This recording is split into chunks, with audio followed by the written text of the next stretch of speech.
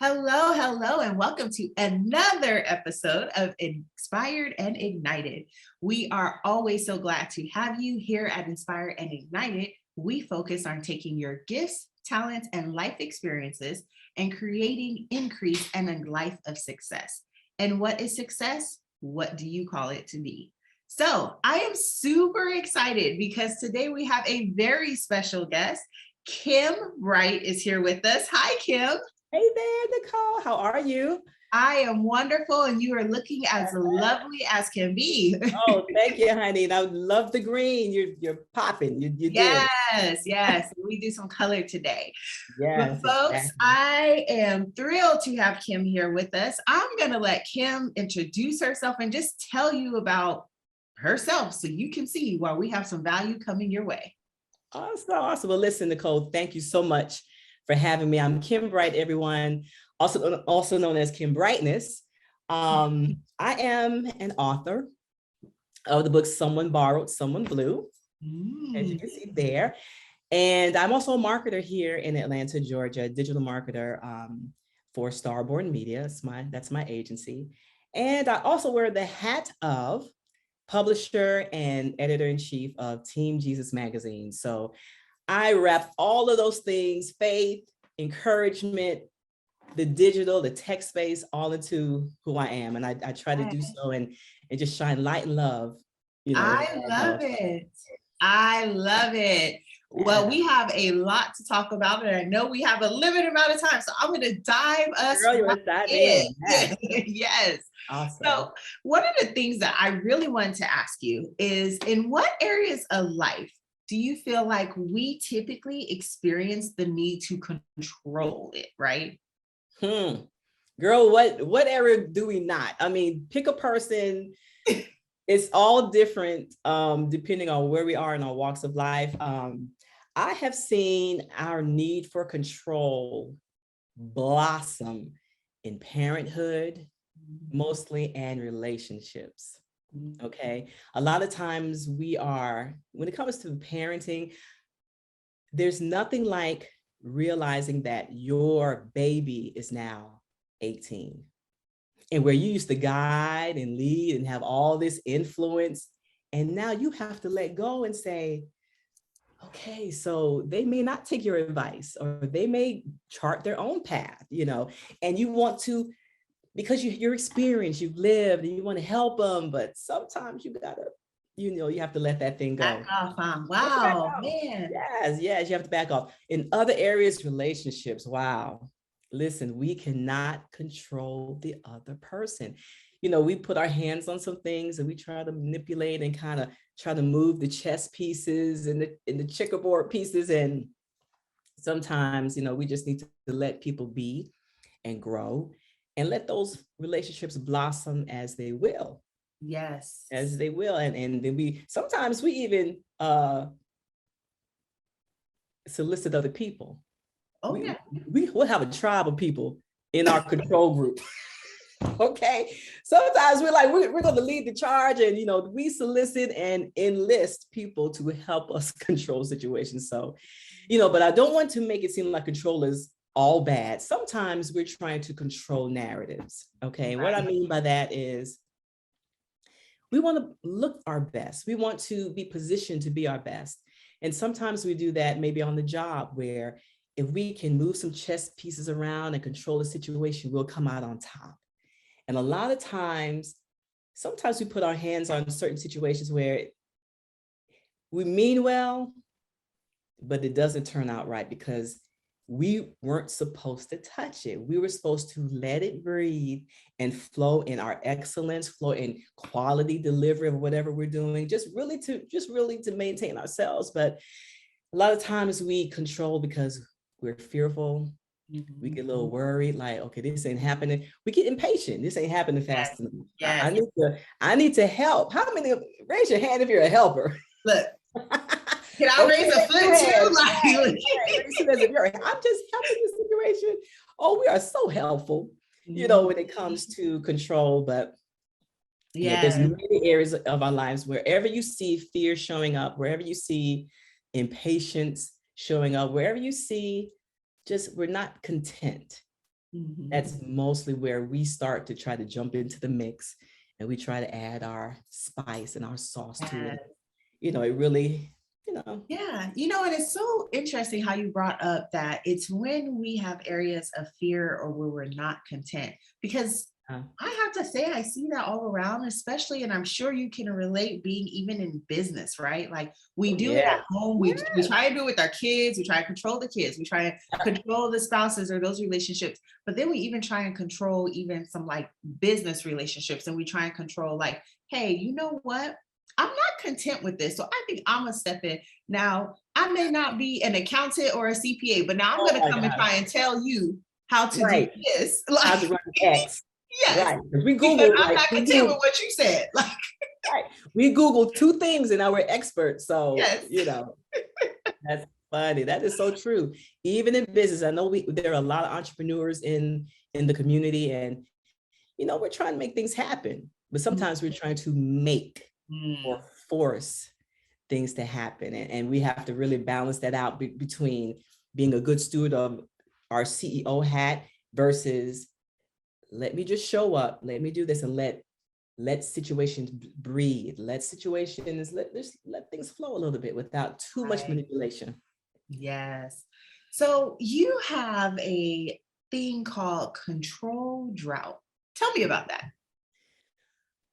It's one of the most uncomfortable places you will ever be dropped into, okay? A control drought is a place or a season in life where you used to have control. You used to be running things. Honey, you used to bark and people would say boom, boom, boom. You were in total control. And now something has shifted. Okay, something in that situation has changed. And now the reins have loosened, and the reins slipping out of your hand is causing you some stress. It's causing you some angst. And now where control was like milk and honey. Yes. Now it's a desert. And you're like, what is happening?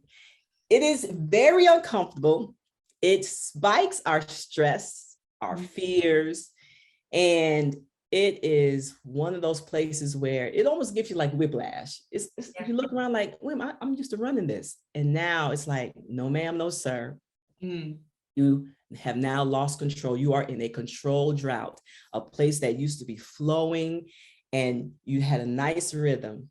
Right. You had everything under control, and now you don't. And this can show up in, how can it show up? You're laid off.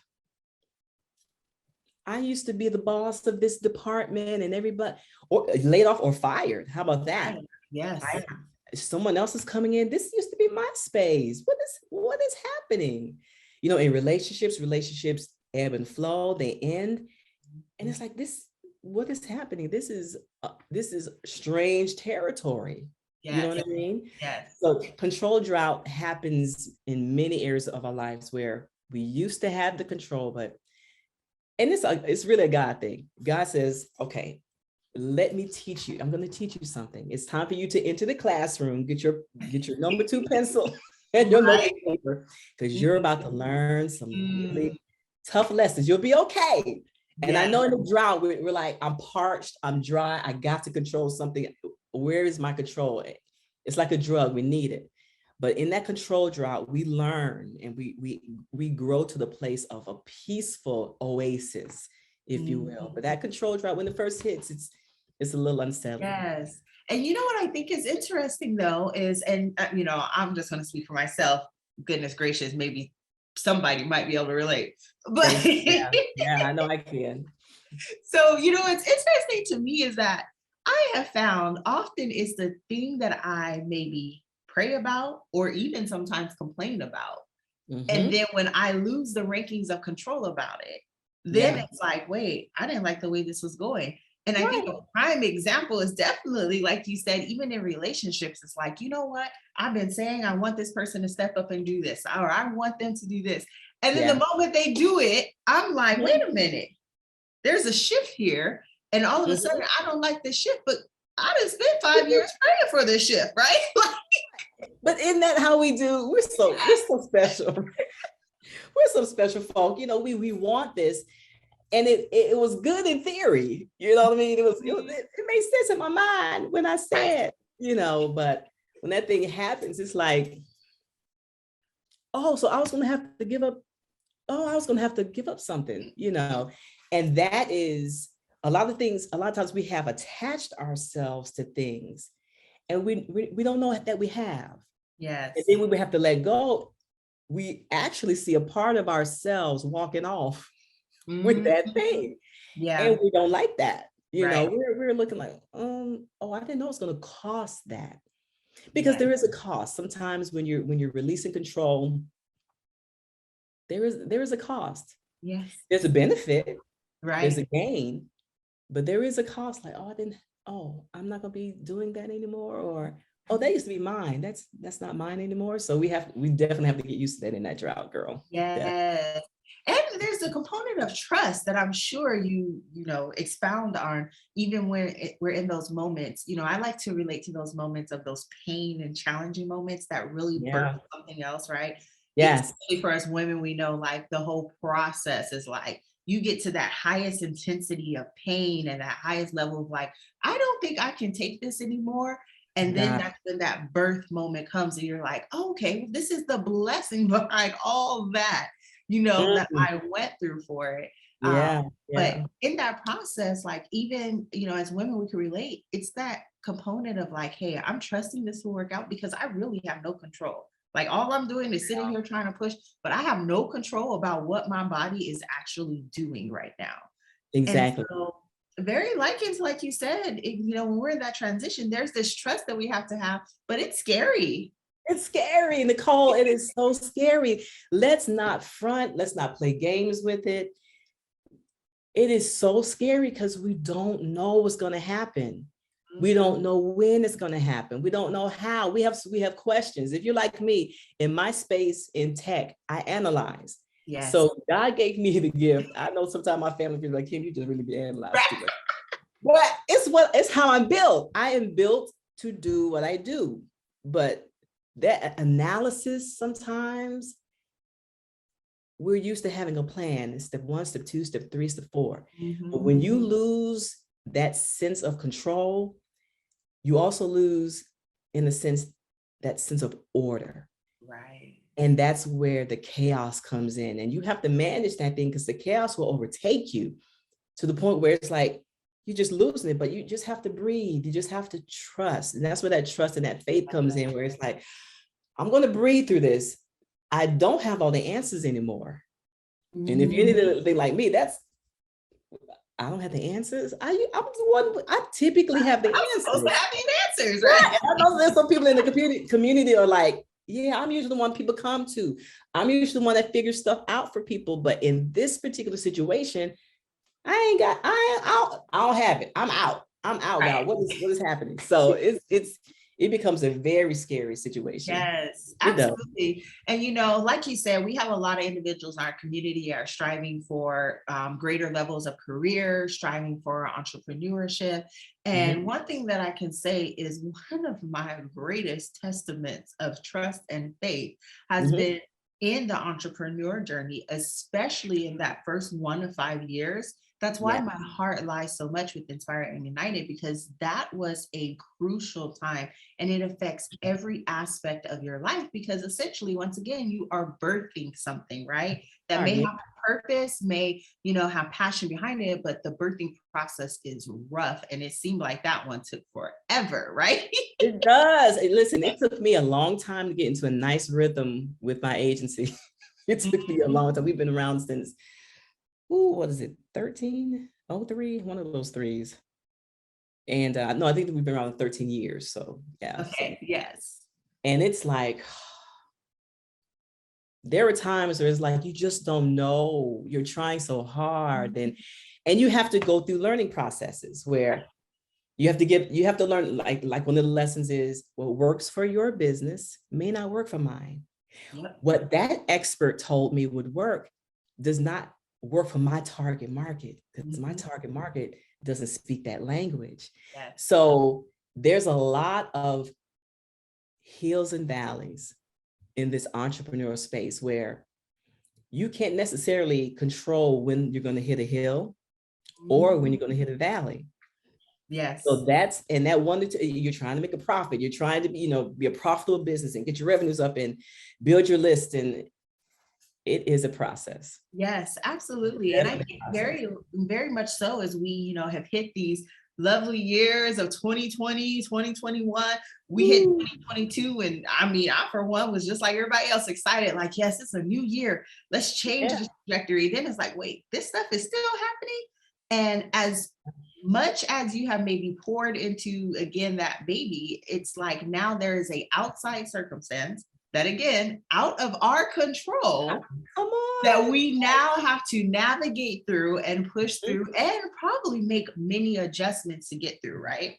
Yeah. And so, man, I cannot recommend more. If you guys are listening, you definitely need to tap in to Kim Bright's book. But, and just even saying that, what would you say are 3 ways we all control or can control our need to control, right? Yeah. We have to control it. And here are some things that help me. This might be my little cheat list, but maybe I'm going to share it. So share it. Let me get my notebook and pen ready. Because this is Kim Brightness, because I'm special. Okay, I told y'all. Listen, maybe this can help someone. The 3 things that I'm trying, especially in this season of my life, I'm really, really trying to implore these things. One is I have to remember that I have no omnis to give. Now, Kim, what's an omni? What do you mean? What's an omni? I am not omnipresent. Right. I am not omniscient. And I am not omnipotent. Let's think about this thing a second. When you want to control something, you want a certain outcome to happen. You want it to be managed properly. You want the best outcome to occur. Why would I put that in my hands where I don't know everything, I'm not everywhere, and I don't have all power? But guess who does? If I can trust God, if I can just relax, take my hands off of it, and just trust the process, I will be in a much better situation, because sometimes we shortchange ourselves. We are limited. Yes. We want to think we know everything, okay? We want to think that we have it all figured out, but there are some things, we're not everywhere, we don't know everything, and we don't have all power. So that right there is number 1 for me. Like, Kim, ma'am, really, you're not the best qualified to be the control freak. Yes. Yes. So, that right there is stand down and give that situation to God, who he knows stuff you don't know. He got insight, and he's everywhere that you're not, and he has no power. So that is like super key for me. The other thing, the other way that we control our need for control is we have to think about the physical, mental, and emotional toll that control has on us. Yes. A lot of us are maybe facing a lot of stress, a lot of physical ailments, high blood pressure or whatever. And we need to take an honest look at, am I going through any physical, emotional, or mental anxieties because I'm trying to control everything? Yep. Just y'all, just raise your hand, just put a 100 in the comments, whatever. Just think about that. Would I be going through this much stress if I wasn't trying to control everything? That's an honest question, honey. Take that in your alone time, because it's hard hitting. Yes. It is really hard hitting, where sometimes we be our own worst enemies. And while we like to spread the responsibility around, well, I'm stressed out because of this, I'm stressed out because of that person. No, sometimes we're stressed out because of our need for control. You know what I'm saying? And What's crazy about that is when we take this on and we have these stressors, we have put ourselves on what I call the throne of responsibility. Okay. I, by nature and by occupation, I'm a project manager. Okay. Yeah. Certified and all that good stuff. For project managers, especially in the tech space, and when you're managing like $1 million to $20 million projects, the success and failure of that project rest on the PM. Right. It's all your fault.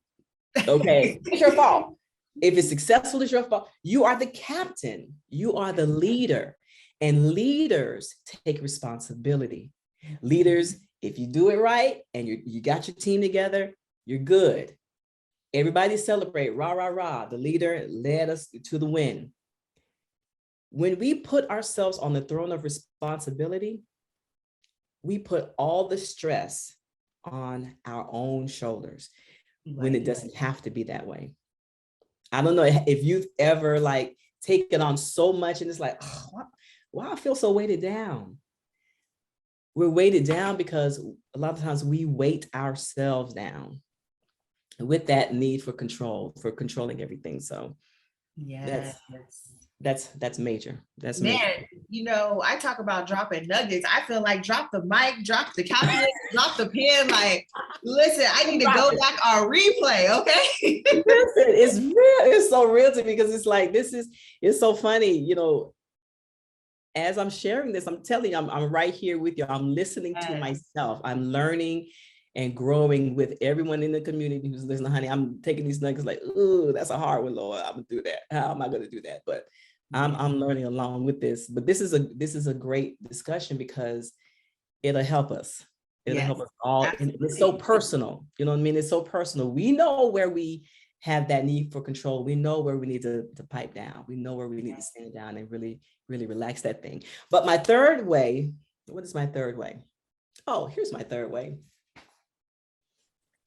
Sometimes we need to channel our thirst for control, our need for control to self-control. Oh no, you know what? Oh, I may just have to walk away now. Look. All right, just close the whole, let me just close left. Let me just exit stage left. Do you understand what I'm saying, Nicole? It's like, really? When we feel that need for control, we seldom channel it to ourselves. And let's be honest, we all have areas in our life where we need to tighten up in some way, shape, or form. We need to stop doing X, start doing Y, do less of this, do more of that, find a balance here. There's always room for growth. Yes. If you're living, you can learn, you can grow, period. But a lot of times I would say a lot of our personal areas of improvement go to the wayside because we're so busy controlling others in other situations. Girl, don't that hit hard? I'm like, oh, yes. It's mass. It's hitting me, but this is true. If we would channel some of this control, our control freak nature into self-control, and part of that self-control is controlling your need for control, right, in other areas. But if we would look inward, a lot of times we probably wouldn't have so much time to control other people, control situations, control places where you can't control. You can't control COVID. You can't, you can't control. And then that need for control, then you start to worry and you're in the stress where if you turn that mirror right here, sometimes it'll benefit your life more than controlling the situation that you're trying to control. Oh yeah, definitely. And I always say, you know, when we think about it, like stress truly is the biggest killer. It references so many physical ailments that happen within our bodies. And so let me tell you, you are preaching. Look, not only are you preaching to the people in the seats, you preaching to the choir, you're preaching to the preacher. Okay. No, I'm preaching to the preacher. I'm preaching to in this mic. This is Yes, yes. Well, thank you, Kim. I hate that our time is up, but I have truly, thoroughly enjoyed having you. And before we go, I definitely want people to know, how can they connect? Because I'm sure right now they're like, where do I get your book? How do I connect? So please, we will definitely drop links in below, but please share with us, how can we connect with you? Sure. So everyone, I am Kim Brightness on all socials, Twitter, Facebook, Instagram. Come by and see me. Listen, my Live and Learn show is where we talk about things like this. We're all living and learning. We're all growing. So listen, come join the Live and Learn show. You can get my book, Someone Borrowed, Someone Blue, on Amazon, and coming to other outlets very shortly. But right now I'm on Amazon. And if you want to join my community, join and just really connect with me, go to www.kimbrightness.com.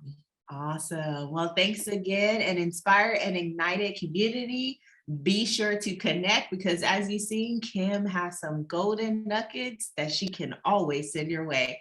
Thank you so much for joining us. Thank you. Appreciate you for having me. Thank you so much. Absolutely. Awesome. Take care.